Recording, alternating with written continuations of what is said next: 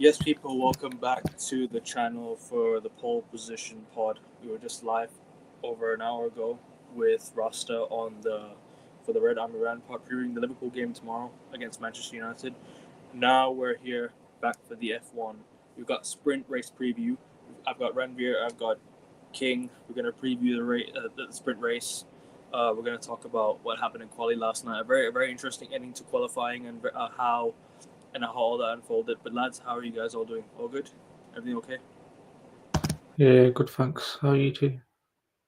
I'm all right, man. King, you all right, bro? All good? Yeah, all good, all good, all good. Happy to talk Yeah, about F1. 100%, man, 100%.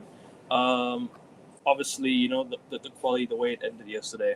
We're gonna talk about that. But guys, first and foremost, on your way in, as always, make sure you guys hit the like button. Make sure you guys subscribe to the channel. Subscribe to King's channel. I will put the link in the title. Both of his links in the title. His main channel will be in the title. His second channel will be in the description of the video. So go and check his channels out. And Ranveer is always a part of AN Sports. Has just been he's just joined, but he's made a huge impact on the channel. But big up to you, man. Cheers, Big bro. up, Cheers, to bro.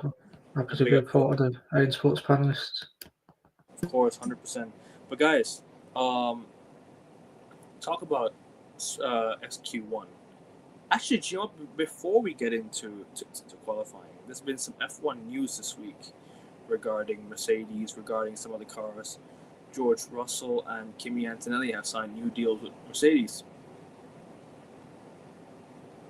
Yeah, so obviously, Kimi Antonelli was brought in to this season into Lewis Hamilton's seat as Toto Wolff's love child because back in 2014, Toto Wolff missed out on Max Verstappen, who became a four-time world champion. So he saw this young protege in Formula 2 at Prema Power Team alongside Ollie Behrman, and he didn't want to give this opportunity up for a potential future world champion. And this year, he has been meh. He hasn't been performing as good as George Russell, but that's to be expected. But on paper, the car he's got, he should be performing a lot better. I think he's got two podiums this year in races, and he got the sprint qualifying pole position in Miami. But that doesn't count as the youngest pole sitter ever. Still Sebastian Vettel. Um, so obviously George Russell, he's seen as equal to Verstappen and Leclerc, the two guys of his generation, and Toto Wolff was never going to pull Leclerc from Ferrari because Ferrari, he loves Ferrari and Ferrari loves him. And even though there's like issues with the strategies and issues on their part as a team, providing him with the equipment or the strategy to win races, to win championships, they Mercedes was never going to get Leclerc from Ferrari, no matter how bad the team has performed. And Verstappen, he obviously negotiated with Verstappen. He was on his yacht in Sardinia in Italy. He was negotiating a contract to bring him over to Mercedes for the new regulation cycle in 2026. But those negotiations faltered, and now he's left with Russell. Russell, obviously, he from Singapore. We could see that if he has the machinery, if he has the equipment, he can hold off the likes of Verstappen, can hold off the likes of Norris, who are some quick guys, and Russell will get tied on to Mercedes. I think they have the World Championship winning engine and the car combination next year, so I think it's good for Russell and Antonelli to finally put these negotiations to bed and finally get the deal signed on paper. King?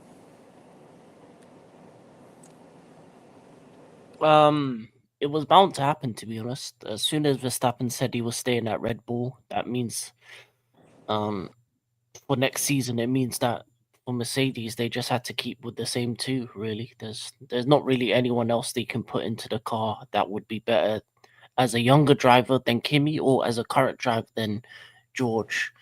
That would be available. So it makes sense just for them to continue with those two.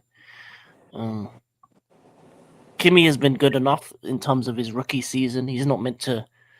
I don't think he was ever meant to, go gun ho with the best straight away in his first season. I don't think he's don't think that's what it was meant for. I think this year was a learning year for him, and because obviously next year is going to be a new regulation, and Mercedes looks to be a car that might be up there. I think next year is going to be more important for the likes of Kimi and Russell to prove themselves for their seats, because I feel 2027 seats aren't uh, fully guaranteed, especially if Max feels that Red Bull isn't the place for him to win at. So yeah, I feel like because it's the first year of a new regulation, they just gotta wait it out and prove themselves to be worthy of the Mercedes seat next year with the new regulations, with the new car, and then what they decide to do in 2027. But yeah, no one else is available, so it was always going to be keep them two. There's not many guys from F2 that you're gonna bring up that's gonna be as good as Kimi or Russell. So there's no point to change it at this stage. 100%. No, I mean, you guys are right on this one. I mean, like, look, Mercedes had the option to either bin George Russell and bring in someone better, or to go and or to keep the two and build a future around them. And I guess they chose build the future. I mean, look, Russell and Kimi's had a good start to the Mercedes, but he's had a slow sort of he's had a bit of a slow past few races. I think he's not been up to speed, up to standard. He's not been up to the level that he was at the start. However, if Mercedes are going to give him that contract, it shows that they're giving time to him. They're giving him the time, the backing to succeed in the Mercedes seat. And I think it's kind of the right move. At the same time, maybe you could have gone for Max. I know Toto Wolff once wanted to manage Max Verstappen, but that's not going to happen yet. That's not going to happen for some time. However, Mercedes have done what they needed to do.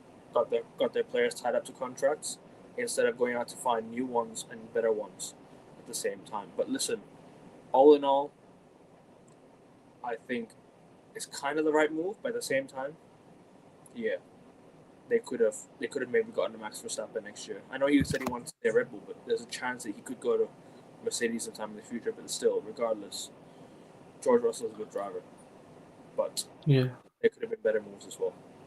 yeah. Mercedes in Red Bull, in Max Verstappen's Red Bull contract, he has $100 million release clause. Obviously, for Mercedes' parent company, the car company, that's a drop in the ocean. They can pay that tomorrow, and no, they could make that money in a day and pay it.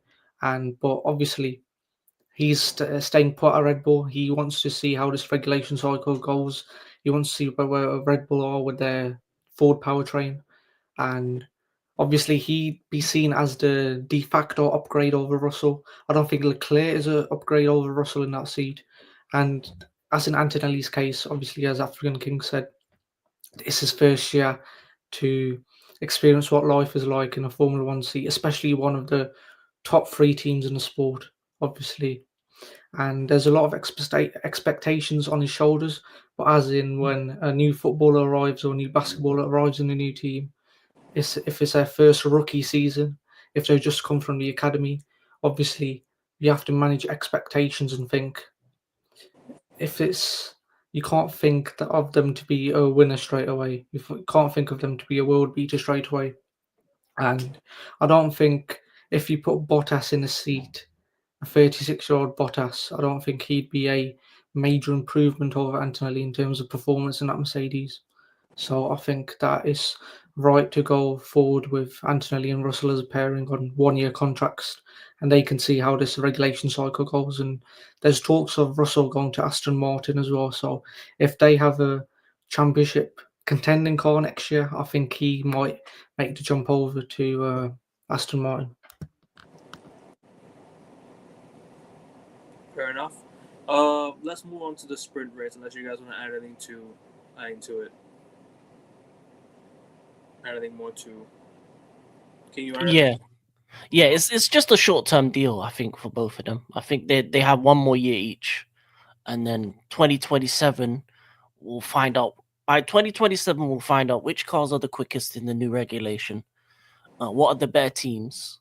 Where's the rankings in terms of the who is going to be the one that dominates this next era?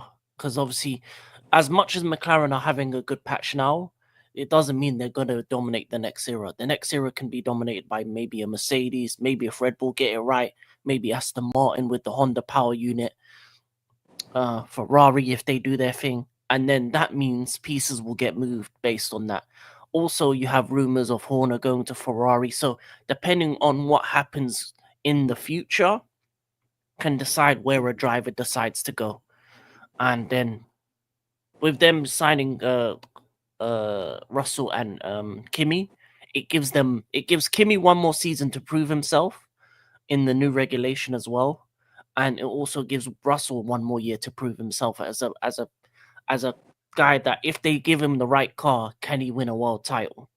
Because if they give him the right car and they're the quickest car and he doesn't win the world title, that means they have to move on from him. And that's what Mercedes will do. They'll bring in a person that will become a world champion because Mercedes have showed it before that they can be ruthless when necessary. And Max is also going to be a person looking around the garage to see where his next move will be because I don't see his long-term future being at Red Bull. I think Red Bull as a team, I don't think they're going to be the best next season. I think next season is going to be Mercedes, Aston Martin, and then maybe Williams or McLaren that might be up there. I think Red Bull gonna take a little bit of a nosedive because they've lost their maestro in terms of Horner. They've also lost the man that used to make them the cars in terms of what's his name? Rob Marshall. No, the one who went to Aston Martin. What's his name? Newey. Newey. They lost Newey. Adrian Newey. Yeah, Adrian Newey. The maestro of creating. They lost Rob Marshall to McLaren in 2023, and look Marshall how as well. they're performing as well. Yeah, so they've lost a lot of pieces in that team. Oh yeah, and Jonathan Wheatley, he's the Sauber team principal now. Yeah, Jonathan Wheatley as well. So you can tell that, and also if you look at the structures at other teams, especially Williams, Mercedes, are very strong. Aston Martin are looking to get back up there as well. So it'll be interesting to see what these teams do next season. And I think 2026 is going to be the year where Kimi and George are fighting for their seats. And I feel that's going to give them a new level of hunger. Because they're not just fighting for their seats in Mercedes, they're fighting for their seats in Formula One. Because next season is going to be a big year for a lot of these drivers. You're going to see Hadjar maybe move up to Red Bull and see himself against Max. It's probably going to be the last chance for Charles and Lewis to prove themselves with Ferrari because they may even move on from them too, depending on what they do going forward. And even for the principals like Vasseur and Toto Wolff and all these guys, they're going to have to make some big changes with the new regulation, depending on what their drivers do. I think Vasseur signed a new deal as well. So yeah, but that doesn't mean anything. If Horner's available and they want Horner because they've looked at him before and then they'll go for Horner. I sent you the post, didn't I? I sent you the post on Instagram, didn't I? So there was some rumors that Ferrari are looking to replace Fred Vasseur, but I'll be real. I like Fred Vasseur. I think Fred Vasseur is the right man. And I know it's kind of early to say, but I think he looks like a ruthless sort of like a ruthless sort of man. Like he wants to get Ferrari back to winning ways again. I think Ferrari is going to have to see this year and go next and go according to the new regulations next year. I think where they look at and be like, okay, we're gonna go by the new regulations and try and abide by that. Do you think Ferrari are in the next year, or do you think no? Nah, they can be, but they have to. No, it's not. They can be. They have to. They have no choice. After they pretty much scrapped this year. You look at them in recent weeks. You can tell that they do not care about this year. They've already been surpassed by I think Mercedes in the constructors. They'll probably get surpassed by Red Bull just based on Max Verstappen's back alone. So Ferrari, if they finish this year fourth in the constructors, next year they need to be the best. They have to be the best, because if they don't, heads will roll. And when I mean heads will roll, Vasseur, Hamilton, Leclerc, all of their heads will roll if Ferrari don't get back to where they need to be. It's been too long. The last time they won a drivers' championship was the Kimi season. It's been too long. Ferrari need to get back to the top, and if Yeah, they don't do it anytime soon, they got not Vasseur, but the people above Vasseur. They're gonna have to make some boss calls, and maybe Horner and a Verstappen move or something along those lines might happen for those things to be put in place. Who knows? You never know what could happen in the future. yeah. No, I hear. Did you Sorry, go on. did you see the statistic that came out this week? Since 2004, Ferrari Formula One team, Scuderia Ferrari Formula One team as a whole, as a collective, since 2004 up to now, have won 66 Grand Prix. Max Verstappen entered the Formula One grid in 2015, and up until now, he's won 67 Grand Prix. So Max Verstappen alone has won more races than Ferrari as a constructor in Formula One. For their Yeah. standards, as the oldest team in Formula One, it's not good enough. And next year, I don't think their car is going to be good enough as well. I think their performance is going to be as we're seeing now. And in terms of Horner replacing Vasseur, Christian Horner, he was noted by a lot of team principals this week that he was ringing them up on the phone saying, "Have you got a job for me in Formula One?" All of them turned him down, like Aston Martin, Sauber. There was, I think he called McLaren as well. Obviously, Red Bull and V Corp, that's a no-go in terms of what happened, in terms of he was booted out from the team. And the only team that James Vowell said he didn't ring up was Williams. So I think he wants to desperately, his bottom is itching to get back in Formula One, but I don't think it's going to happen. And in terms of the negotiations between Mercedes, I think Russell wanted a 2-year deal. I think he wanted that stability in terms of having his Formula One seat secured for 2 years, but Toto Wolff, he's ruthless. He wasn't going to allow that. Even with Lewis Hamilton, he said a 1+1 deal, 1 year plus 1 year deal, 1 year guaranteed and 1 year based on how you perform in that 1 year that we've already guaranteed you. And he's ruthless, so he just gave Antonelli and Russell 1 year contracts up until the end of the 2026 season. So I think negotiations took until October to finalise, but obviously it was this seat or nothing for Russell basically, because all the other seats are tied down except for Alpine and the second Red Bull seat, and he's not going to go into Alpine because that's a downgrade, and he's not going to go to Red Bull because he's going to be fighting his arch enemy from last season. So yeah, That's I think Hadjar's this seat. was That's going to be Hadjar's seat. yeah, exactly, and that as well. But he wasn't going to be Verstappen's teammate in a car that people No, are saying that won't fight for the championship next season, but I think it could be up there. Even if it's second or third fastest, I think Verstappen can nurse it to race victories and pole positions. I I don't don't. think Verstappen will be there next season. Only not him, but Red Bull itself won't be there next season because, like I said, new regulations, new what you call new rules. It'll be difficult to adapt first season. Maybe second season, maybe he can. Maybe second season he could. Maybe there's a chance he could second season, but I don't think he'll do it next season. I think like King said, Mercedes, Aston Martin, these cars will be the faster cars. I think they've got the most money going into next season, if I'm not mistaken. I think the most salary cap. They've got so much to spend next year as well, so they've got enough resources to go and rebuild their car compared to the likes of Ferrari. Ferrari don't really have much time. They've been under pressure since Schumacher left to win. They've not been winning, and I don't know what it is. I don't know why they've been so slow. But then again, you look at Aston Martin, Fernando Alonso. You've got who's the other driver again? Who's the other driver? Lance Stroll. Lance Stroll. What are they gonna do with those two drivers? They could say, do you know what? No, we're gonna build for the future. We're gonna go younger. We're gonna try and lure, maybe let's say Isaac Hadjar in. We'll lure in Isaac Hadjar in.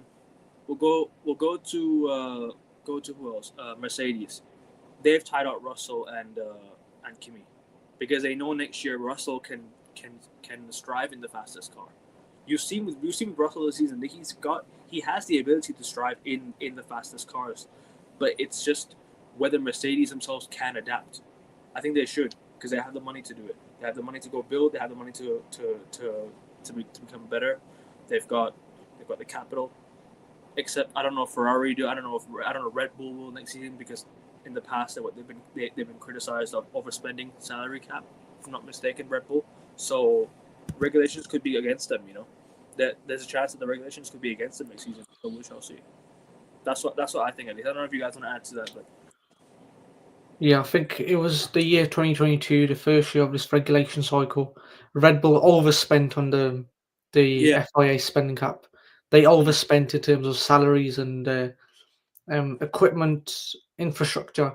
So they had a fine, but since 2023, they've been legal. They've been within that FIA spending cap for both cars. Yeah.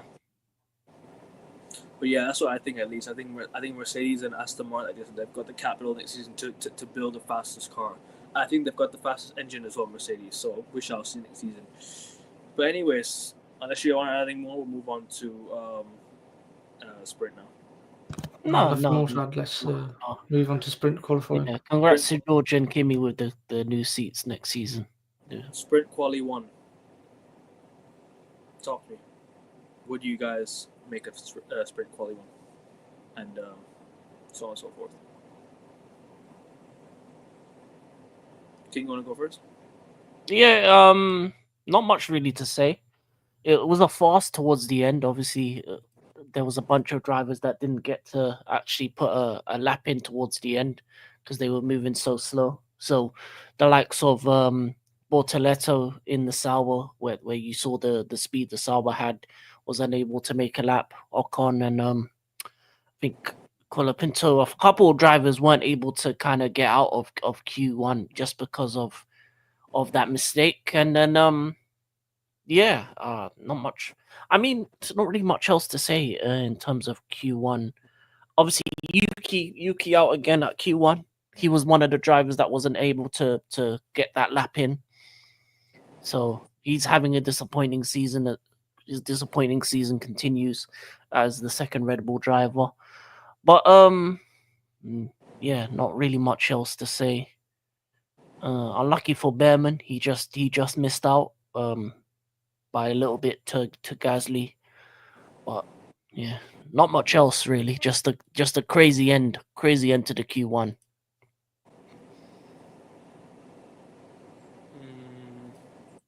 Andrea, anything to that?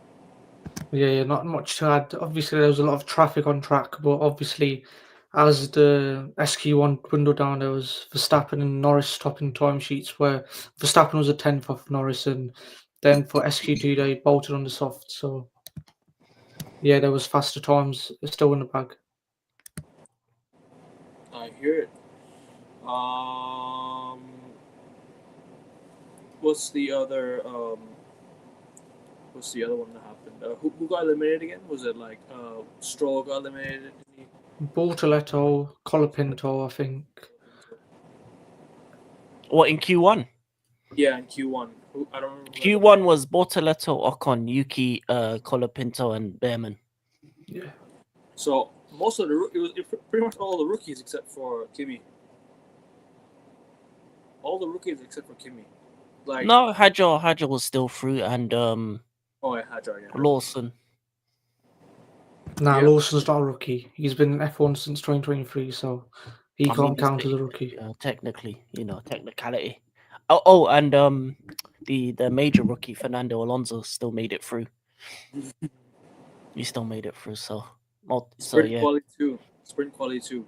I don't have much to say on it as well in terms of like sprint quality 1. It was just I heard Charles Leclerc having some issues and he barely scraped by.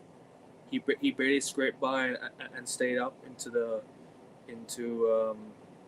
Q2. But yeah, that's all I have for sprint quality 1. I don't really have much to say on that. How about sprint quality 2?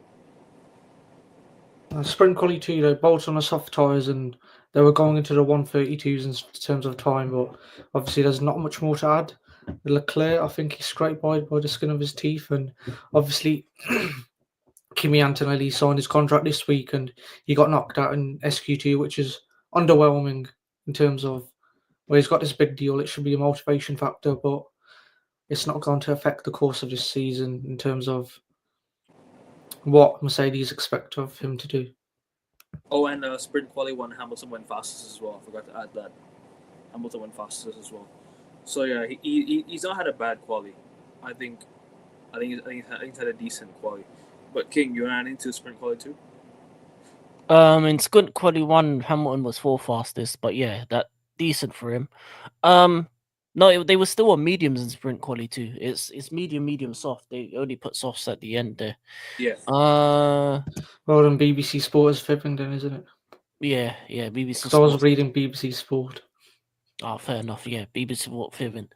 But I would say this. It was very close. SQ2 is very close. Obviously, Kimi got unlucky. I mean, the Ferraris just made it just made it into the top 10.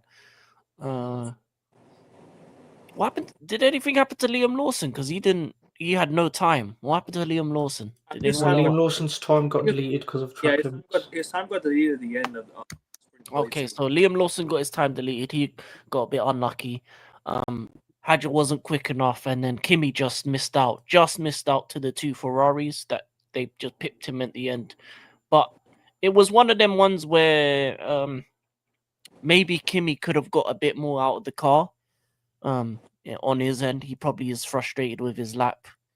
Because personally, I think one of the Ferraris should have missed out on the top 10 because I think the Ferraris weren't good enough. But yeah, it was what 0.006 between him and Hamilton from 10th and 11th. So it's pretty much a 100th of a second difference. So it's just one of those ones where Hamilton and Charles just put themselves into the next round right at the end. Just. And yeah, you summed it up well. And then what do you call?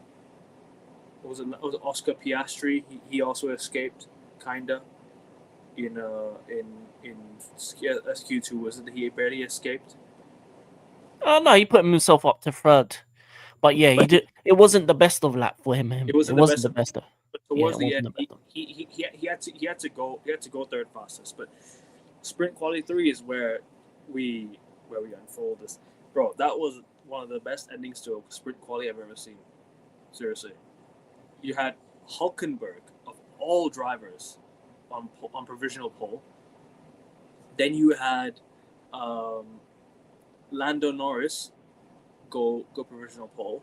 Then Oscar Piastri barely making it to 2nd, and then Max Verstappen towards the end just blew everyone away and finished on top. Like I said, Max Verstappen is currently the man on form. He's currently the man in that championship charge. He is the driver that is looking to get back into this championship hunt, and no better place to start than Austin. If you can get pole, if you can win the sprint race, that adds an extra 8 points to your total, along with the race tomorrow as well. So that could be a lot. So that could mean a lot to Max. These next few points could mean a lot to Max in terms of what he expects and what he's driving for, what he's striving to do. You know what I'm trying to say. Renbier, King, you want to talk about the quality? I think that Verstappen won the Austin sprint last year. I think he won it. So obviously he knows the track very well, and towards the end of the session there was 0 seconds on the clock. He was 8th, then he went down to 9th, then he went down to 10th because Norris was putting in fast times. Hulkenberg was on provisional sprint pole, and Piastri, he wasn't really fighting for pole, let's be honest. So I think the main contenders in there was Norris, Hulkenberg, because of the new upgrades that Sauber bought this weekend, and Verstappen was 8th. So you're thinking, mate, he's on this flying lap. Is he going to get anywhere? Before he crosses the line, he's 10th. He's 10th in SQ3, and he just crosses the line and he goes first by 0.071 seconds over Norris. That's 7/10. That is a big margin.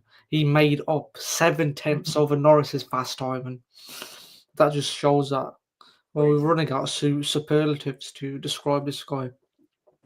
But tomorrow, well, actually, it's today at 6 o'clock. So in 7 hours, 30 minutes, the sprint race starts. So Norris starts second, Piastri starts third. And, well, let's see. The gloves are off as Norris barged into Piastri in Singapore. The gloves are off. The story is perfectly set for McLaren to barge into each other when jostling for position and potentially crash each other out. I want to see that. I want to see that because remember last year in the main feature race in Austin last year, it was Norris on pole, Verstappen second, and Leclerc and Sainz were third and fourth.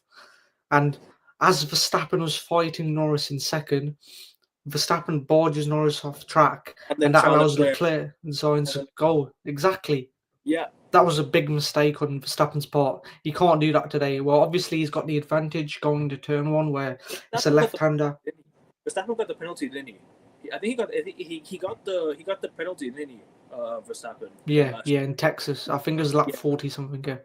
Yeah. So he's got the advantage going to turn one. His start needs to be good, but obviously if he can hold on to position, I don't think Norris can take it away because he's going to be looking at Piastri in his mirror. He's got his teammate to contend with. Ching? What, Q3? Yeah. Yeah, it was a great lap by Verstappen. He just pipped Norris to. I think there was only really two men that was gonna get pole. It was either him or Norris, and he just pipped Norris to it, as Ranveer said, by 0.071. A great lap by Nico Hulkenberg. I think he overperformed his car by a lot to get himself in P4. Disappointed with Oscar Piastri. I think he needs to look at himself in the mirror because I think he needs to be doing better with that car. I think he's been on poor form in recent weeks. Outside of that, not much else really to say. Shout out to the Rookie of the Year, Fernando Alonso, getting P6 in the Aston Martin, above both the Williams and Ferraris. So shout out to him and shout out to Hulkenberg. One of the youngest drivers ever to get P4 in a sprint. So they're doing it for the young guys. Going up against these veterans. Hulkenberg and Alonso are doing it big right now. So shout out to them. Big up.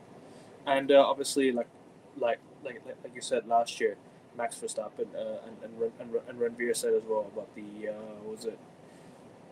Norris and Piastri.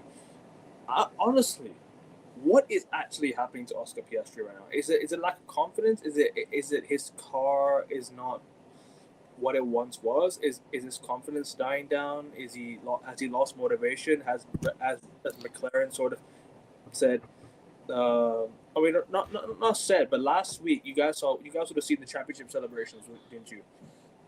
You'd have seen the McLaren championship celebrations, and he was not part of the championship celebrations. If you actually look at it, he wasn't there. I was trying to find Oscar. What's going on? Where's Oscar? He wasn't actually a part of the. He wasn't on the podium with the championship celebrations. He wasn't there. So there's something going on behind the scenes that we don't know between Oscar and McLaren. There might be some confidence that there might be something going behind the scenes we don't know about. I want to know your opinions on this one. Yeah, so Norris finished above Piastri in Singapore. Norris finished third. Wasn't able to get anywhere close near to Verstappen or Russell. And Norris, his main rival in that race was Verstappen after he barged into Piastri's front wing, I think it was, and it was basically hanging off. And obviously, in terms of time, they don't want to change it, so they just left Piastri to race on that. And Norris, I think that was like basically metaphorically kneecapping Piastri out on track. I think Piastri thought this championship was going to be a walk in the park. Obviously, Norris won in Australia and Piastri finished ninth because of his mishap where he got stuck. in the soil, and obviously I think Piastri just thought this was going to be a walk in the park. I think he thought this championship was going to be a doddle, but Norris has caught up. He's got momentum since summer. He won in Monaco, he won in Austria, he won in Silverstone. So he's got the momentum in terms of McLaren drivers. I think he's won more races since Monaco 2025 than Piastri. And also behind the scenes, there is a lawsuit going on between Alex Palou and McLaren. Alex Palou was a former McLaren Academy driver, and he currently races at IndyCar. And when he went over to IndyCar, McLaren said it was unlawful, and because he was still tied down to McLaren, and Oscar Piastri ended up getting the McLaren Formula One seat. But Alex Palou is saying that's his. So there's another element to why Piastri isn't performing. He's got a lawsuit to deal with where he's directly involved. Is that who's that Japanese driver that was racing for Rio Hirakawa. Rio Hirakawa have to pay $3 million just for one FP1 session.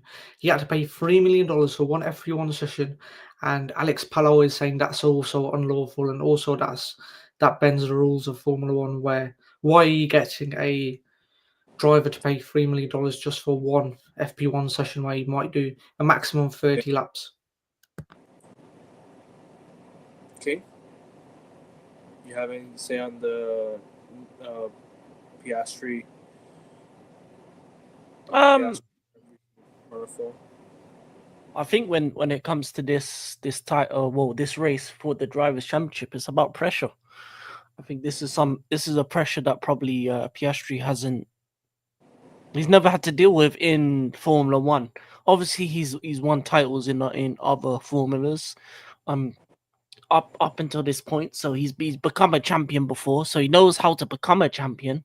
But it's a different aspect when you're going up against your teammate who just well, for good or for bad, depending on how you feel about it, just pretty much brushed you aside on the racetrack in the previous race, and your team didn't back you. So you think your team's not on your side, and maybe you think maybe himself personally probably thinks the team favors their driver that's been there for longer in Lando Norris, which is probably the case.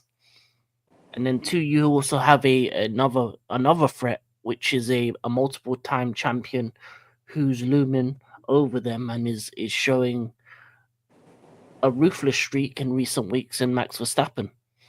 So you got to deal with your own teammate. You got to deal with Max, who's a multiple world champion who knows what it takes to win the title.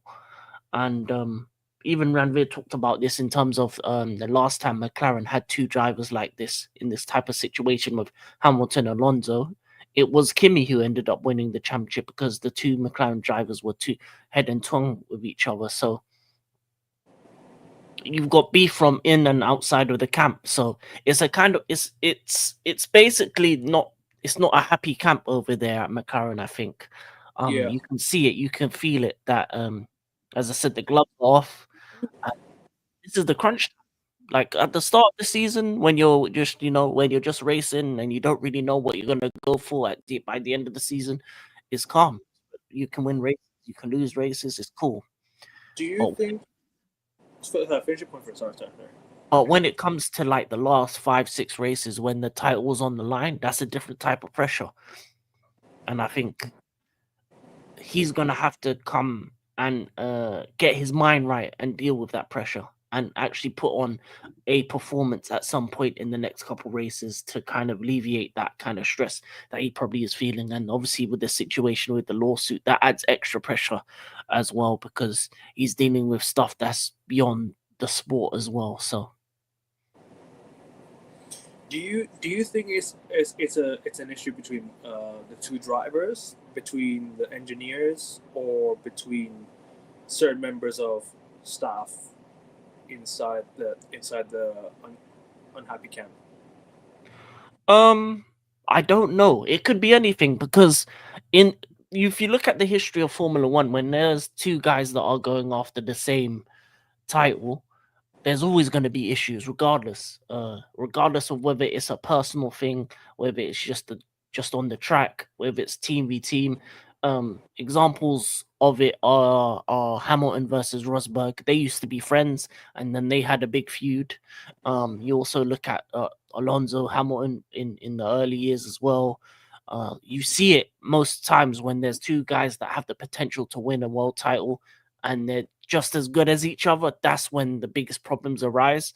Normally, it's okay if like you have an A driver, B driver. So like a Michael Schumacher with Barrichello, you know who the A driver is. Hamilton with Bottas, you know who the A driver is.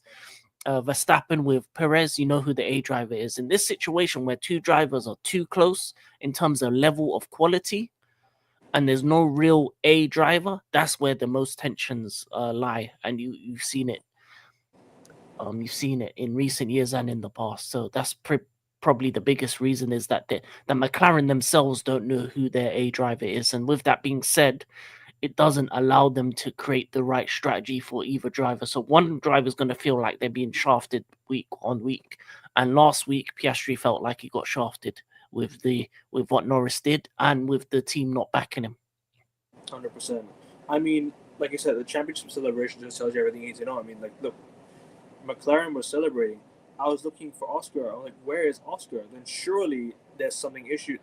There's some issues going on behind the scenes we don't know about. There's some issues going on that we, as fans, would like to know. But obviously, that's a team issue. We can't really tell you what's going on behind the scenes and that.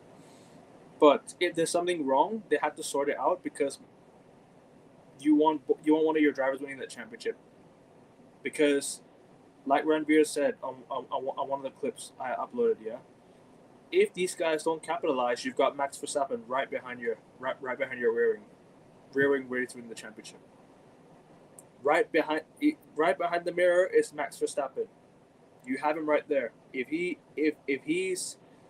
don't capitalize in the next few races, he's right by that mirror, ready to pounce and ready to take the lead in the championship. When he had no right to win this championship. I'm sorry, I know it sounds crazy, but he had no right to win this championship. It was McLaren dominating from the get-go. Max had no right to be in this championship. How Red Bull have allowed this to happen? Sorry, not Red Bull. How McLaren have allowed this to happen is an absolute, like, I don't know. It's hard to put it to words because from the way Norris and Piastri have dominated races, 1 and 2, 1 and 2, 1 and 2. You could swap these two guys around. They were 1 and 2 at the start, and then Piastri pulled away, and Norris came back. Now Norris is right behind Piastri. Norris could capitalize on Piastri as well. Norris could take the lead if Piastri has a DNF tomorrow, and Norris finishes second. He's literally within 4 points, or three or 4 points off of Piastri, and that is something that you're looking at this race. Like, okay, now it gets interesting. How far is Verstappen behind now? Verstappen could catch up. If Verstappen gets one or two tomorrow, sorry, that's 8 points plus the race. How many points is that now? That's like what, within almost 10 points behind. Almost. He's 63 points behind. He's 63 points behind right now. Yeah. That could be within like what, 40 something. That could be within like 40 points, 30 something points. Big up. Like Verstappen is crazy. This might just be the greatest championship win I think in history. Has to be. But anyway. So what you said, Akavin, is there a problem going behind the scenes between team personnel? Yes, there is. I think it's to do with Zach Brown and Andrea Stella. Papaya Rules was brought in as this measure where these two drivers were, as the African King said, who are equal bearing on the team. There's no set A driver and there's no set driver who's the de facto better driver. Obviously, if you cast your mind back to 2009, where it was Braun GP, they had Jenson Button and Rubens Barrichello.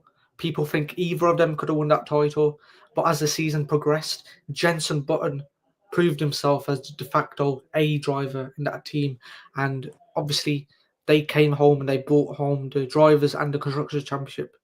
McLaren, they haven't been playing like that. They've been saying they've got two number one drivers, and obviously they in their heads they're thinking, well, I'm not below this guy, I'm not inferior, I'm equal to this guy, and I just want to prove myself to usurp him, and I want to prove myself as the A driver in people's eyes, in the media's eyes, in journalists' eyes.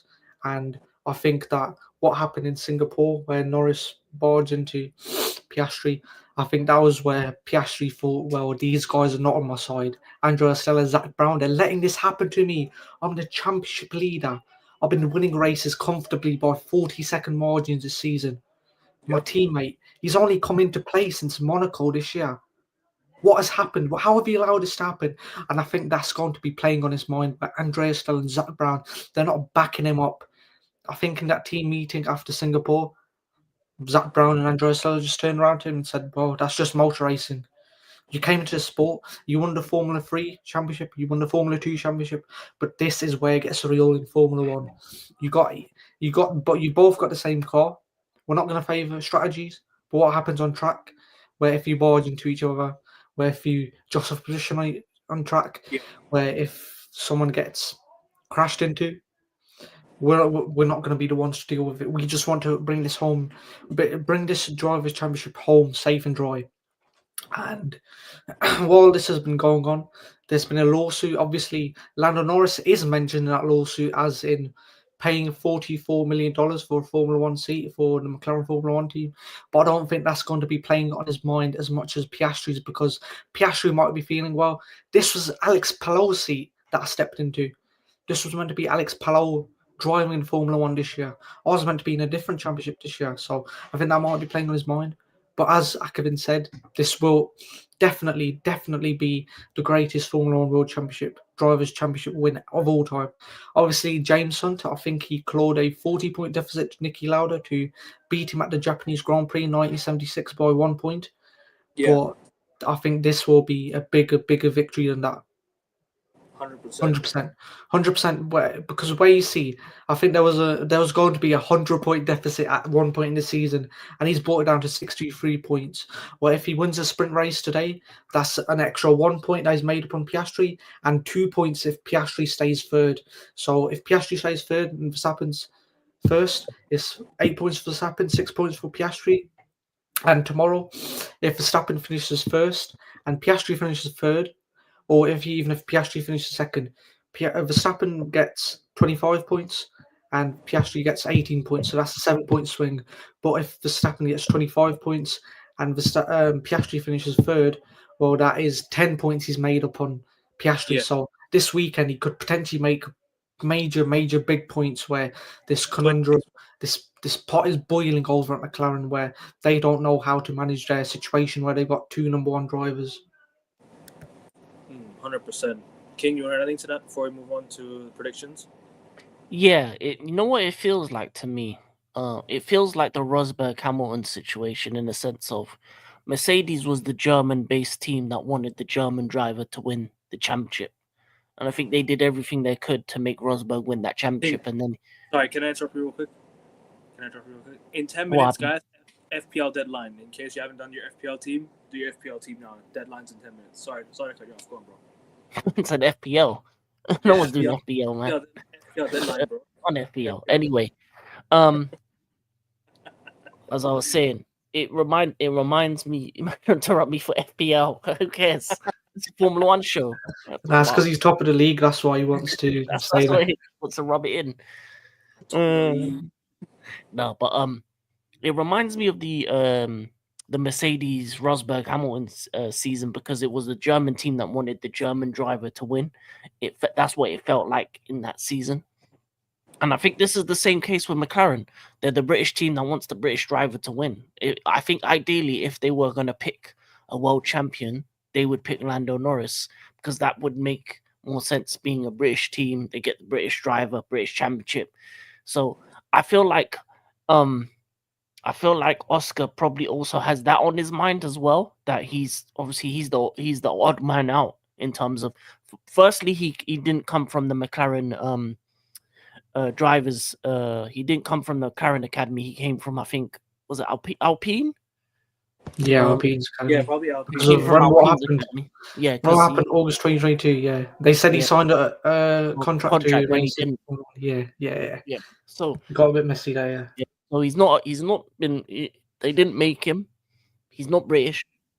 He has not been any association with McLaren outside of driving for them for a couple of years. So you have all those things in your head as a driver that says, wait, this fit what happened last week, and they never did anything. They said, oh, it's just racing is racing. They're not. They're with the other guy, the guy that they made, the guy that's British, the guy that they pretty much that the main guy has lauded as his pretty much as his son. What's his American guy name again? Zach Brown. Zach Brown has pretty much said Lando Norris is basically his son. So, for me, the big thing is I feel that McLaren would rather have Lando Norris win this drivers' championship. I think that would be their perfect season for them. And with that being said, that's going to cause even more tensions because every time you're looking across at the person that they want to win rather than you're leading the championship and you're not getting that leadership respect. Because normally at this point, if you're leading the championship, you're the ones getting the better, the rub of the green. If it was any other team, let's say Red Bull, and Max is leading the championship, he's getting everything he needs to win the championship. If it was Ferrari, would be the same thing. If it was any other team, would be the same thing. But at this team, you're leading. You've won 2 more races than Lando Norris. You've been the better driver for majority of the season. But last race, they pretty much told you, hey, listen, just take it on the chin. And I think that's gonna affect them and the team, and I think team chemistry between him and Lando is gonna go down because of it, because they may be friends or outside of the sport, but inside of the sport, that rivalry, the tensions are going to continue to rise, and it might boil over onto the track. I hope it doesn't, because it's never good to see two teammates crash. But they've crashed before, and they can crash again. And if they do knock each other out from a race, for example, let's say this weekend they crash each other in the main race, and Max wins, that could be a 25-point swing. So it's not about the minimal swings; it's about the big ones. And we're gonna have to see what Oscar and Lando are made of, because they as I said, they've got a big monster behind them waiting in the wings for them just to make a mistake, for them to crash into each other, for them to one DNF, and it could literally be a 26-point swing, because tomorrow it's a 1 point. Like I said, assuming them three finish all next to each other, Oscar, Lando, and it'll be a 27-point swing if it's it'll be a 27-point swing around that, because like I said, it depends on who finishes third, who finishes second, and what. Yeah. So it could be a 27-point swing for Max Verstappen tomorrow. It is a DNF plus the race on Sunday. There's an Oscar DNF specifically. If there's Oscar DNF. Yeah, Oscar DNF. Yeah, Oscar. So DNF. If that happens, and then Lando and Oscar are near each other on points and they're fighting, Max might come out and see what they do. But yeah, it's as I said, for me, if I'm looking in, I just feel like McLaren would rather have Lando Norris win the drivers' championship than Oscar. Yeah, and that's the main. I think that's the main kind of catalyst to, because as I said, it was the Mercedes season, because German team wanted that German driver, now British team wanted that British driver, so it makes sense. In my current mind, they want the man they made. He's still part of the Commonwealth. Oscar is still a part of the Commonwealth. Yeah, that's what I was going to say, Akavin. He's from a Commonwealth country, and obviously Norris, he's half Belgian, half British. But obviously, he has a half British nationality. No wonder he didn't have that full British accent. I'm wondering, why does he not have like a British accent, like the normal, like, you know what I mean? But I was wondering. But then he has. But it's not just that they've made him. He's a McLaren driver through and through. Yeah. And if you think of the investment his dad put in that seat, his dad paid $44 million for that seat. $44 million. And that was at a time when McLaren was... For Lando to go to McLaren? Yeah, for Lando Norris to drive for McLaren's... His dad paid $44 million for Lando to enter McLaren. Yeah, that's why he's mentioned in a lawsuit. I mentioned it on his show like 2 months ago. Yeah.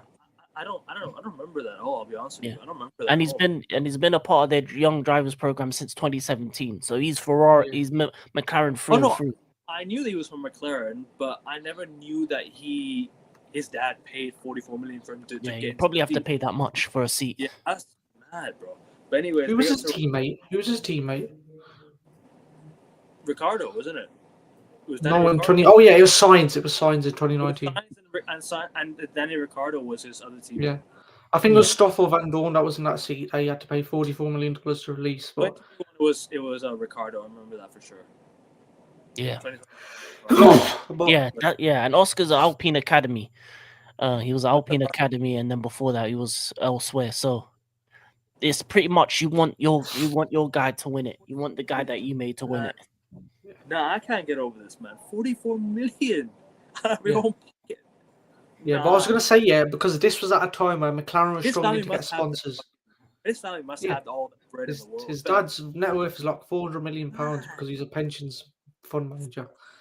Yeah, But big up to $44 Rasta. million. Yeah. You guys go sub to Rasta. And yes, check out Subscribe to Rasta stocks. Sorry, Big up sorry. Rasta, and big up AJ as well. Yeah, big up Cheers, AJ. Rasta Sorry, stocks. didn't mean to cut you off there, bro. Go on, bro. Yeah, so I was going to say, like, as African King said, this is a guy they've built up. This is a guy they've stuck with since, stuck with in a monetarily incentive because his dad provided the funding where they weren't getting it from sponsors and off-track activities. Now they've got the most sponsorships of any Formula One team. Now they've booming. Now they've got a car that could win a race by 40-second margin. That is no longer the case. That is no longer the case. Piastri, he's from a Commonwealth country, but that doesn't have as big of a bearing in terms of a British constructor wanting their driver to win. Obviously, the British constructor wants a driver with their British nationality to win a championship. But Yeah. obviously Norris, I think, obviously in the pit stops that we saw where there were like 5-6 seconds, as in Monza, as in Baku, I think there was another rubbish pit stop for Lando Norris.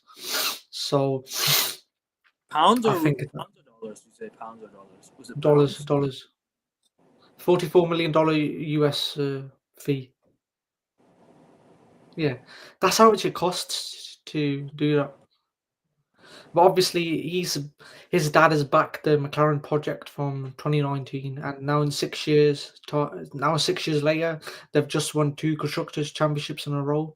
And I think Piastri will be thinking, well, this guy, I know that his dad's paid this fee for him to go in Formula One.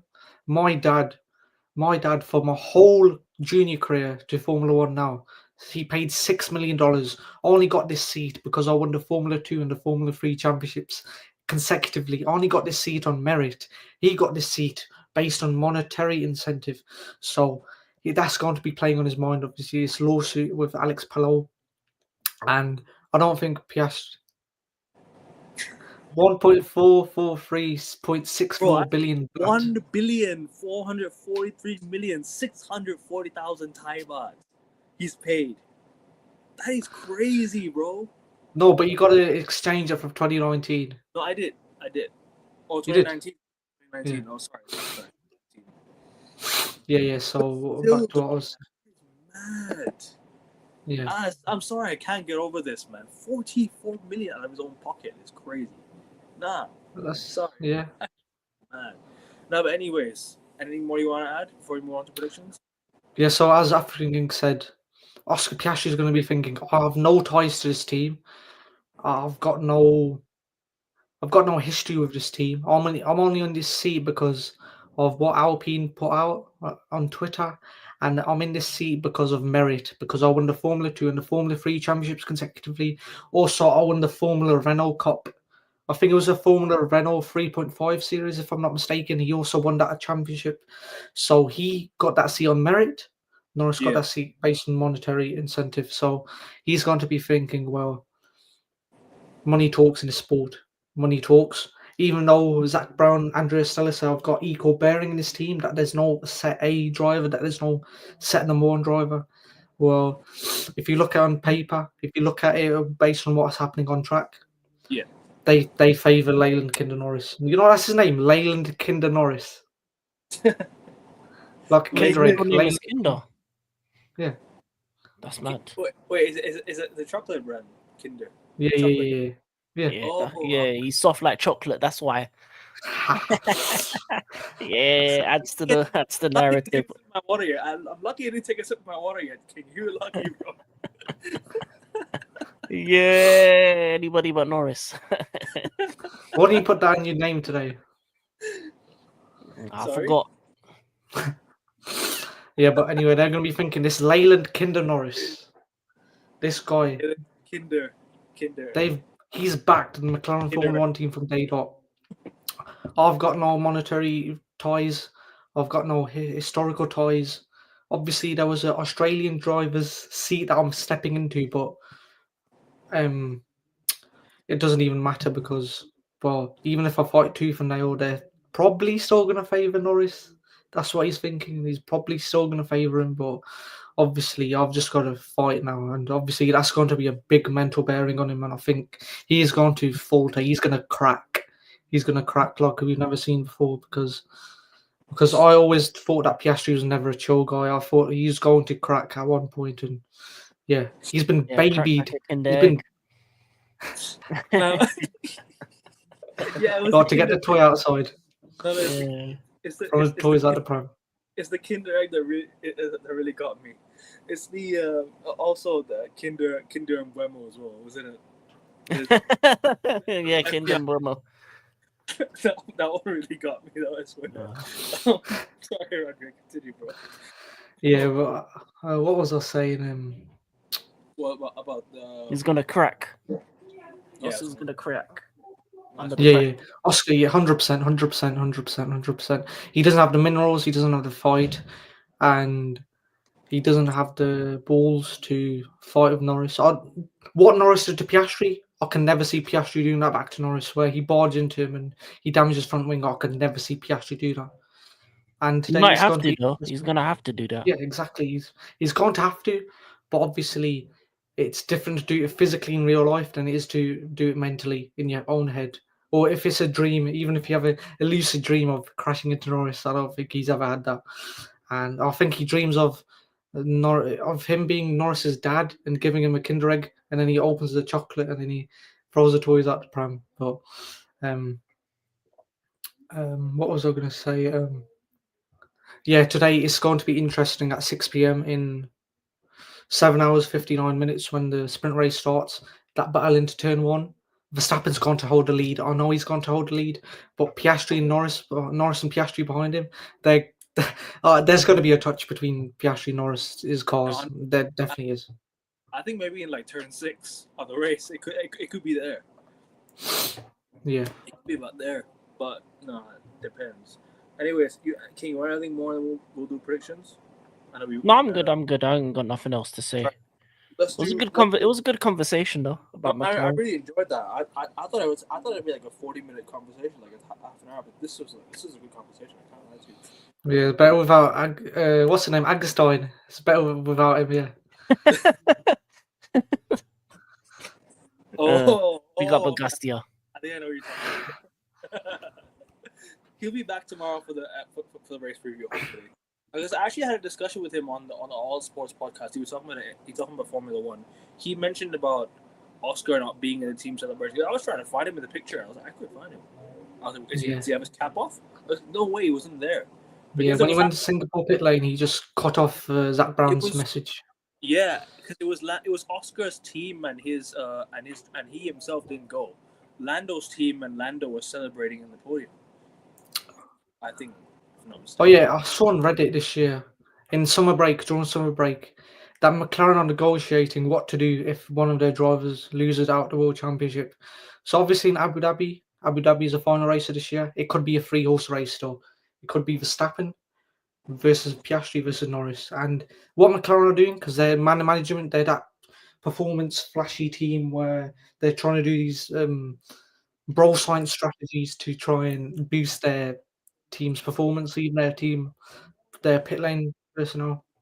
Well, they're actually negotiating whether they're asking Piastri and Norris, do you want to fly straight home from Abu Dhabi back home to Monaco, or do you want to stay with the team celebrations and celebrate with the other guy? Well, obviously, if you've got that, if they've already told you that, that is going to be weighing heavily on you because you do not want to be that losing driver.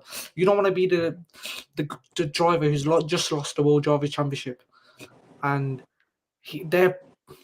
I think they already are rehearsing well. If I don't win this championship, I'm going to be sent on the FAI private jet back home to Monaco from Abu Dhabi. My head FIA. is going to be in my hands, and I am going to be flying home as not the Formula One World Drivers Champion. And it could be the other guy in the garage. So for Lando Norris, it'd be Oscar Piastri. For Oscar Piastri, it could be Lando Norris, or it could be that Red Bull driver, that infamous 28-year-old Red Bull driver Max Verstappen, who's already won four world championships before this year. I've won 0, and now he's just added a 5th and tied with one Manuel Fangio as a 5-time Formula One World Drivers Champion. That is going to be weighing heavily on the mind. Red Bull, no negotiations whatsoever. They're not. They haven't been telling Verstappen, well, do you want to fly home or do you want to stay with the team to celebrate? But obviously, he doesn't care. He races for the passion of it, and if he is in Verstappen, connection with it, he will. Verstappen doesn't care about all that. He only wants to win. He doesn't give a shit about team celebrations. He's focused in the moment.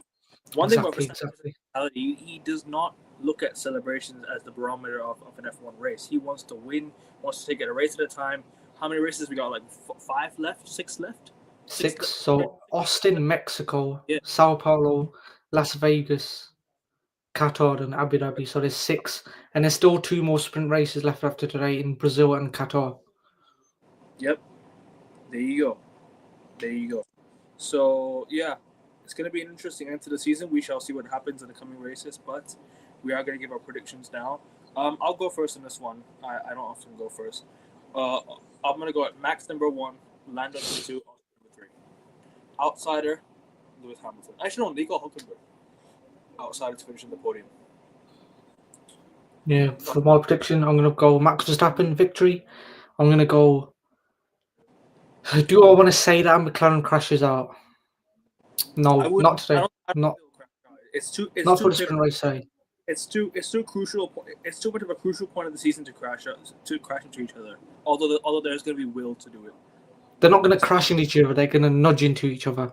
They're just going to touch each other. So I think it's going to be Lando Norris finishes second and Oscar Piastri finishes third, and the outsiders to finish on the podium is Nico Hulkenberg. King.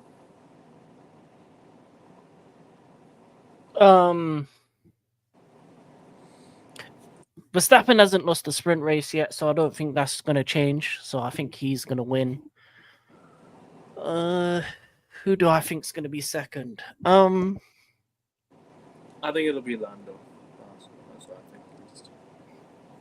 think. For agenda purposes, Oscar second and Hulkenberg third. No, but in all honesty, it's probably going to be Max, Lando, Oscar. I don't think it's going to change the front three.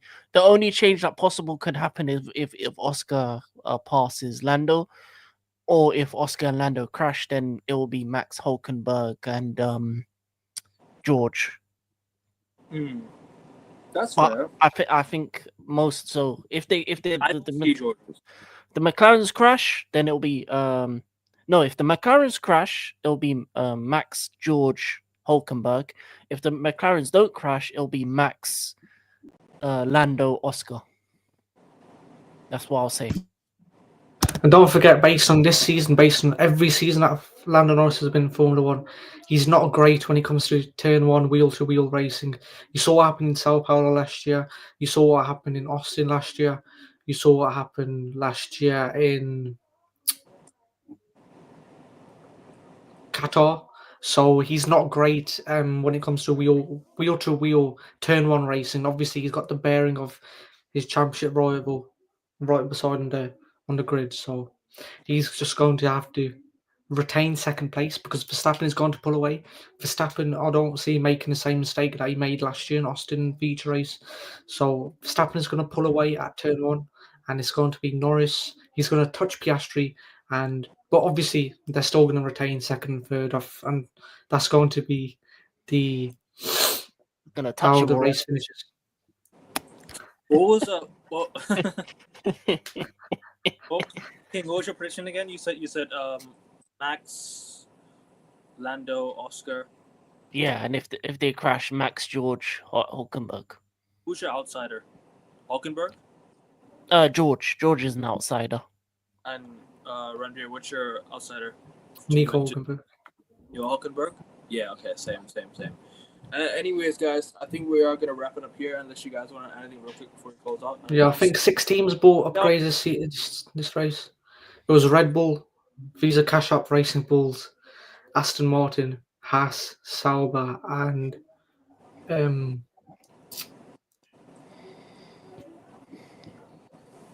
I forgot the 6th one. But this Sauber, you can tell that they've got serious pace from these upgrades. And Red Bull, if Horner was still in charge, if Laurent Mekies was not in charge right now, I think Horner would have turned off the parts machine ages ago. But now Laurent Mekies sees that Verstappen is in a title fight, so they're still churning out parts to improve the RB21's performance at these tracks. And yeah, I think that McLaren, Mercedes, and Ferrari, they've already turned off the parts machine this year, so they've cut it off since summer break. And after summer break, Red Bull's still producing upgrades for Max Verstappen to contend in this championship title. Well, obviously they've got nothing to lose. Obviously they've got the salary, the FIA spending cap to lose, but obviously that's not a bigger loss as losing the Formula One World Drivers' Championship, where you've got your driver in his prime, and he sees McLaren are going at each other with they're just dwindling basically, and the McLaren driver pairing, I don't think they're on very good terms with each other. So Verstappen sees this as an opportunity to get his 5th world title. You said everything you need to say?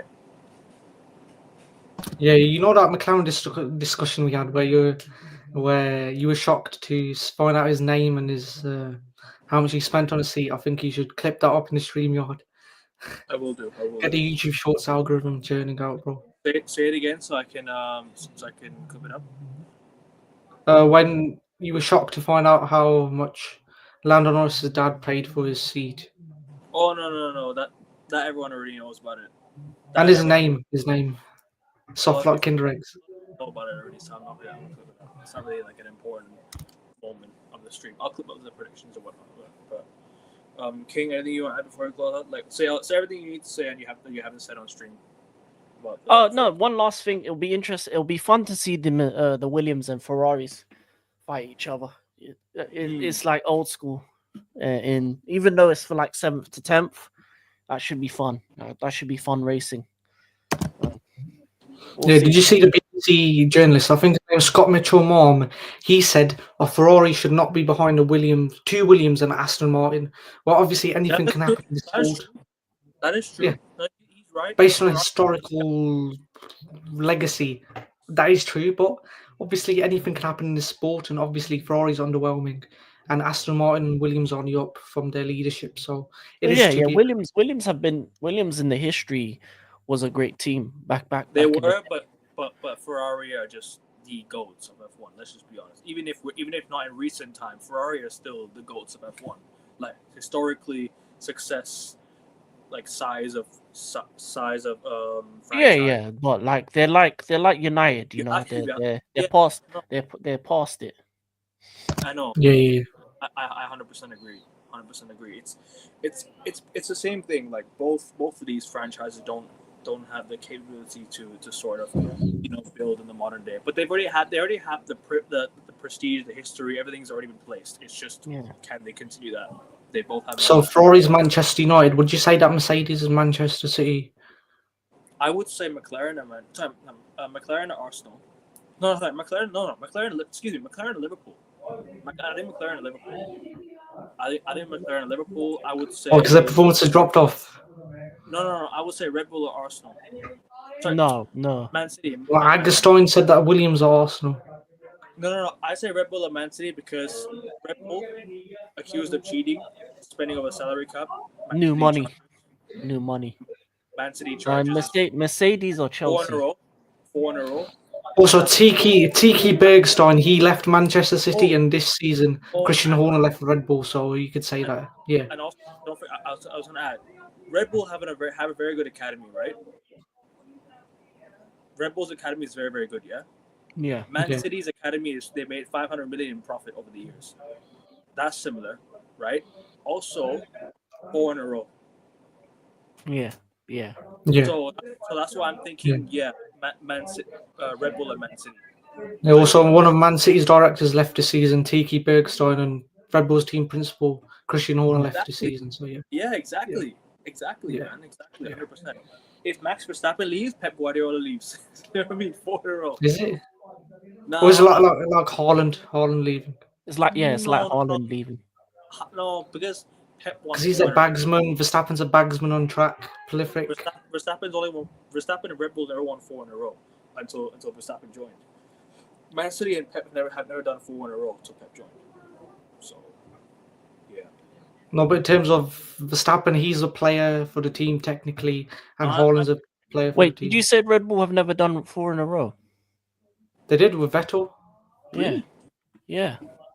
Yeah, No, they it's did 2010, 2011, 2012, 2013 constructors and the drivers' titles. They would fail. Oh, okay. My bad then. So, would you say Mercedes will be Chelsea? Yeah, Mercedes or Chelsea. They've had a little dip recently, and they're coming, and then they're gonna go back up again, like we are. Would you Williams, say, Arsenal Williams. yeah, because he said that Arteta's young leadership, Fowler's young leadership, they've Yeah. got experienced personnel like Arsenal. Williams hadn't won for 20 years, haven't they? Oh no, not 20 They haven't. years. Yeah, they haven't won for time. Yeah. Yeah, so Williams are Arsenal. I think 1996 was the last time they won the constructors' championship. Yeah, yeah. So McLaren, they. Liverpool, Man United, or Ferrari. Yeah. Based on historical merit. Mercedes is Chelsea. Who else? Aston Martin's Newcastle. No, Aston Martin's Aston Villa. No, No, because Aston Martin's got the oil money now. Yeah, they No, because doesn't the Queen have an Aston Martin car? Like, didn't she have an Aston Martin car? Yeah, because British The mark. royal family supports Aston Villa, I think. No, sorry, the Prince William. supports Aston Villa, yeah. So, Yeah, but No, not the could you say that Aston Martin is Chelsea because they got unlimited funds? No, Nah, they're more like Newcastle. They're on the cusp of doing something. I would say They've got funds. They Mercedes- can't use it because of the spending cap. Also, the Aramco is the national company of Saudi Arabia, national oil company, Yeah. and Newcastle's owned by the PIF, so that's his company as well. So Yeah, he's from investing Saudi. into that. maybe Aston Martin could be Newcastle then, Newcastle. and who was Man City? Man City's Red Bull then. Okay. Yeah. No, I agree. So Alpine, who's Alpine? Tottenham. yeah. They could be. They're big, but they don't do nothing. Everton actually, Alpine, based on No, titles in previous seasons. But Everton actually have more league titles than Tottenham. Yeah. They're and Alpine are bottlers like Tottenham. Haven't Alpine only won 2 constructors and 2 drivers' world championships in their history? They didn't bottle it last year. I can't say much, but they didn't bottle it last year. Yeah, exactly. Yeah, they've got 2 trophies, and Tottenham have 2 trophies. Alpine. Then you got V-Carb as well. Yeah. Who's V-Carb? Cool. That was a good discussion. V-Carb is probably like if Red Bull's Man City, V-Carb is basically a culmination of all the City Group teams. That's what they are. Girona, yeah, they're just a City Group team. No, but Red Girona, Group team. didn't City's owner sell part of Girona? No, they still own it. I saw they still own it. Because they both were in the Champions League, remember? Yeah. No, but they found a way to get around that dual ownership rule where Marinakis couldn't, John Textor couldn't, where Crystal Palace were booted out of Europa League. Part of the UEFA board. That's why he's allowed to. Yeah. Cheaters. Wait, there's Haas left as well. Who's Haas? Haas. Good question. Haas is Everton. American ownership. But Everton actually won championships. Ham? Haas has never. West Ham. West Ham. No, it be? because West Ham is British ownership. West Ham is more like West Ham is more like Kick Sauber. Could or you say something like Haas that. is Sunderland because Sunderland on the up, they're getting results that we don't expect, and Haas gets results we don't expect. Because Hulkenberg has the green. Because Hulkenberg drives for Kick, isn't he? And it has a green logo. Meanwhile, West Ham won the Conference League. That's a green logo. No, but it has basically the same colours as Sunderland, white and red. Haas is white and red, so. And who's Newcastle's biggest rival? Sunderland. Who's Aston Martin's biggest rivals? No Bentley. one. They don't really have rivals. Bentley, Jaguar. Yeah, maybe those, but they're not in there. So we got Kick Sauber and Haas. Who's rubbish? Just like two rubbish teams. Who's Cadillac? We haven't had a Cadillac team yet. We don't know who Cadillac is yet. We don't know what they're gonna be, if they're gonna be mid-level, Could they lower be? level. Who made their first ever Premier League appearance? Who made their first ever Premier League appearance? Was it Luton Town? Nah, this can't be Luton Town. Because you know why? Luton Town actually spent money when they came to the Prem. If anything, Cadillac or Sunderland, because they're gonna come with money. They're gonna come and they spent big money on two drivers in. And when Sauber turns into Audi, I'll say Audi's Bayern Munich. Maybe. Because they come with motorsport heritage. Yeah. That's Yeah. When they turn into Audi, they'll become a. So what are you missing? You said we're missing two more, no? Actually, V-Corp, Haas maybe is like Brighton. Haas is like Brighton, and Sauber's Oh, like. American Express Stadium. No, Brighton actually have good development, though. And then Kick Sauber's more like. Nottingham Forest. No. Forest or Villa or something. So which teams are we missing? You said we're missing Haas. Actually, Aston Martin could be Forest because they got a crazy owner. And Kick Sauber. Yeah. Okay. Yeah. So Kick Sauber, Luton Town, because they come up and they're going. They're being replaced by Audi. I don't know. I'm not mistaken, but anyways, you want to add anything to that? Do you have anything to say about the? Oh, wait, so you said we're missing two cars, yeah? Two cars. Yeah, Kick Sauber. Kick Sauber and what? And who else? And Haas. Yeah. Who's Haas? Fulham. That's fair. Fulham. And who would be Kick Sauber then? West Ham. Yeah, because of Conference League. The Conference League sort of logo, isn't it? But anyways, let's review it actually. So United and Ferrari, the Gold Club, and the color scheme, Gold Club. Color scheme. It's about success as well. Yeah. McLaren and Liverpool. Why? Huh? Why? Is it because when new ownership came, when new leadership came, and Zach Brown they only up? It's because you took almost 30 years to win the league, and McLaren did as well, almost 30 years to win the league. So they've done it twice in a row. So that means Liverpool's another Premier League this season, huh? Possibly. Yeah. So Red Bull. If Liverpool do win another league, just exclusive African King Academy funeral service featuring AN Sports and Rasta Stocks. They'll have more details. Yeah.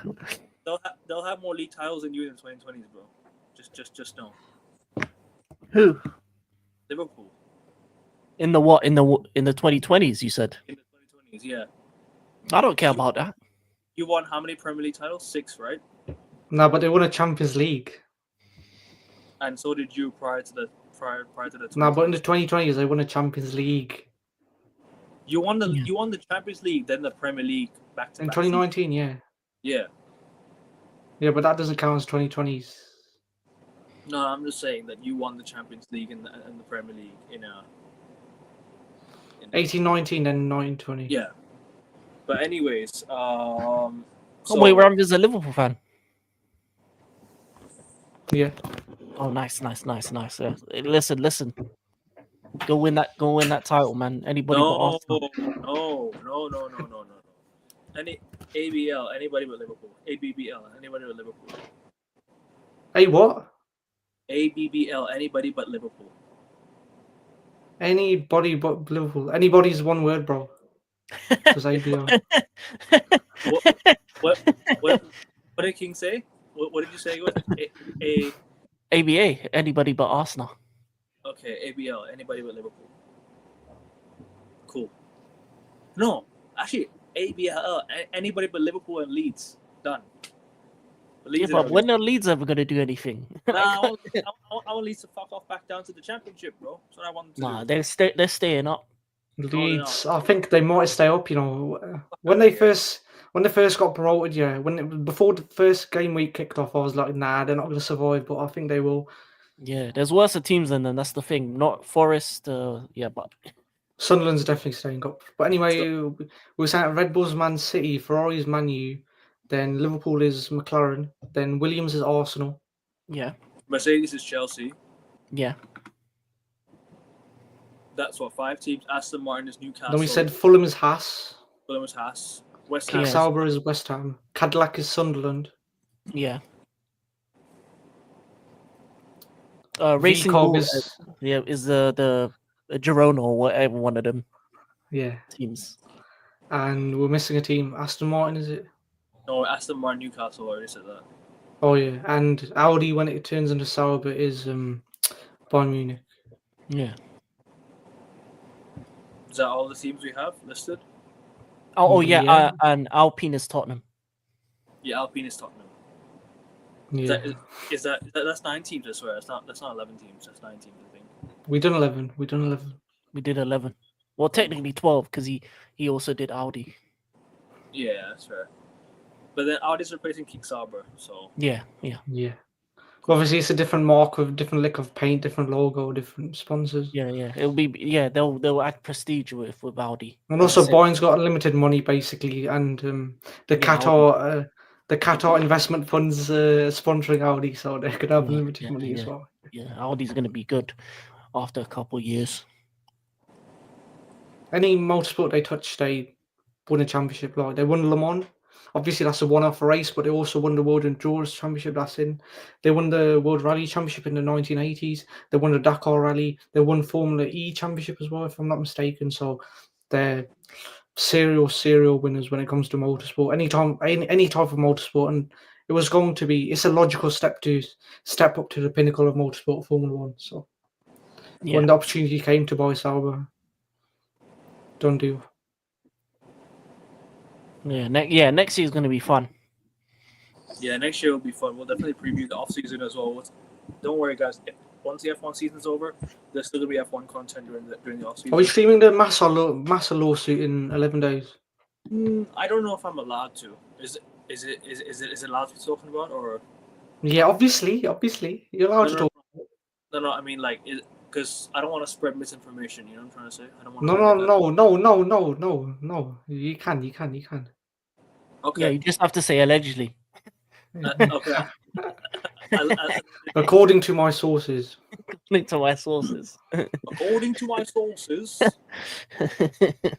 No, I'm just joking. Anyways, guys, I am 1 sub away from 470 subs. Guys, we're having a busy streaming week next week. We got a lot of sports to catch up on. NFL, NBA. A few more Formula 1 streams as well. Formula 1 as well. NBA is back. Champions League. We've got what do you call it? What are the streams we have? Over the net podcast. Premier League show.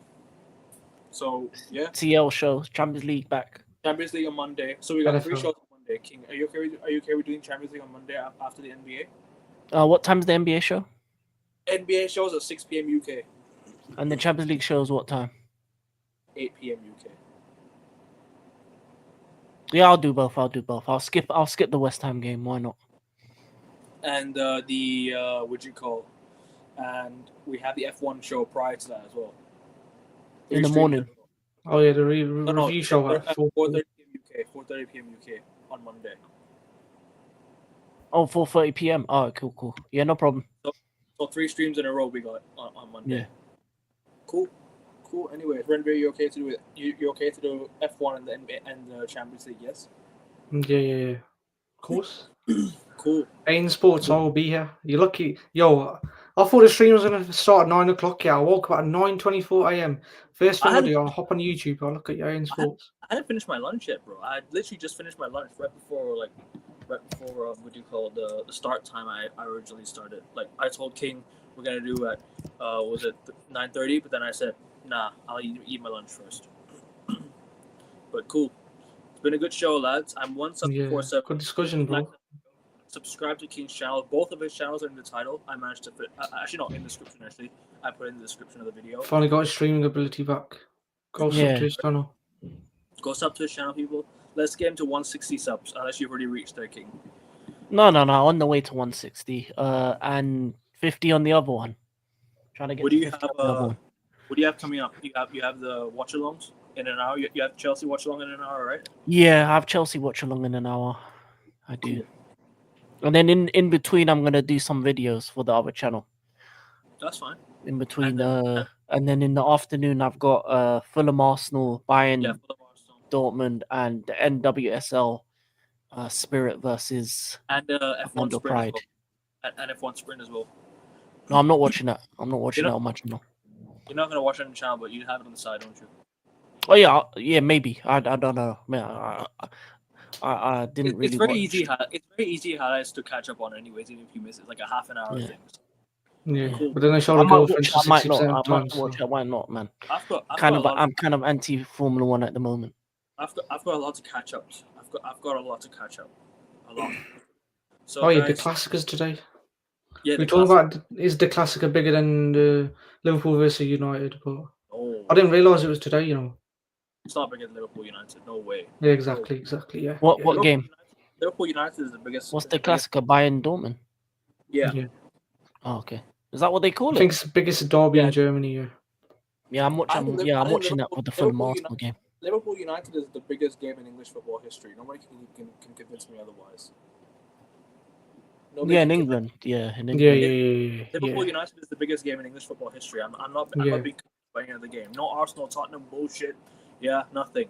This is the biggest game in English football history, and I will be there. Hopefully, yes. Because if you said British, then I would have replied to that. But English, yeah. Celtic versus Rangers. British Celtic Rangers could be. Yeah, Celtic Rangers. I would argue. How about the West Midlands derby? How about Wolverhampton Wanderers versus West Bromwich Albion? Birmingham Aston Villa. In case you man don't know, this guy here is from Wolves. He's from Wolves. Am I? So you're from Wolverhampton. Am I? Yeah. Why are you exposing my IP address? No, I'm kidding. Wolverhampton, and where you go. But yeah, man. Anyways, guys, we're gonna close out here. Hit the like button. Subscribe to King's channels, both of it in the description of the video. My channel, we're trying to get to 500 subs. 1 sub to 470. You guys give me at least 1 sub. That'd be great. 15 likes on the video. Subscribe to In Sports. Subscribe to African King Academy. 100%. We are back tomorrow at the same time as today's stream. I think we'll preview the race. I think we'll do it a bit earlier. So 9 a.m. UK tomorrow. We're gonna preview the race. I think that's all I have for today. I don't think I have any shows tonight, unless. Are you sure 9 a.m. or are you gonna have lunch again? I'm fine. I'm fine with 9 a.m. bro. I don't care, bro. My time is 3 p.m. bro. That's why. Okay. Yeah. Then do it at 10 a.m. then. 10 a.m. is fine. Yeah, exactly. 10 a.m. is fine. Then it gives me time to wake up as well. No, it's because I had the show at Rasta. That's why I finished a little bit late, and then I had to start the. Yeah. But do this one 10 a.m. because And then your stomach was rumbling, so you had lunch. I need more sleep. I need more sleep, man. I'm tired. Fair enough. Because I'm gonna watch F1 quality. I'm gonna watch sprint race tonight, so I have to. What time's qualifying? Qualifying is after 8. It's like 10:30 p.m. UK. 10:30. 10:30 p.m. But the UK. race finishes if it might No, finish no, at 7 it's o'clock. only half an hour. It's only half an hour. Sprint race is half an hour. I thought it was an hour. Sprint races not take an hour. That could also be another psychological remember. bearing where if Piastri gets dominated by Norris. I mean, if Norris gets, wait, what? I don't think sprint Norris- race takes an hour. I don't think it takes an hour to finish sprint race. Usually it takes like about 40 minutes, sometimes half an hour, 40 minutes it takes. Yeah, so if Piastri gets dominated by Norris in this sprint race, that could be another bearing in qualifying where he's not up to scratch in the qualifying for the main race. But cool. Yeah, 30 minutes. You're right. It normally takes 30 minutes. Yeah, half Oh. an hour. It But might be a anyway, little because I was longer just if anything happens. I was watching the Austin sprint race last year. I remember watching it last year when it was happening. It was so boring, honestly. But yeah, anyways, guys, appreciate you guys being here. We're gonna head out now. Appreciate you guys supporting the channel, support both of our channels. And yeah, we're out. Peace, love, and guidance. Have a great day. Forza Ferrari. Take care. Big Yeah, ups. anybody but Norris.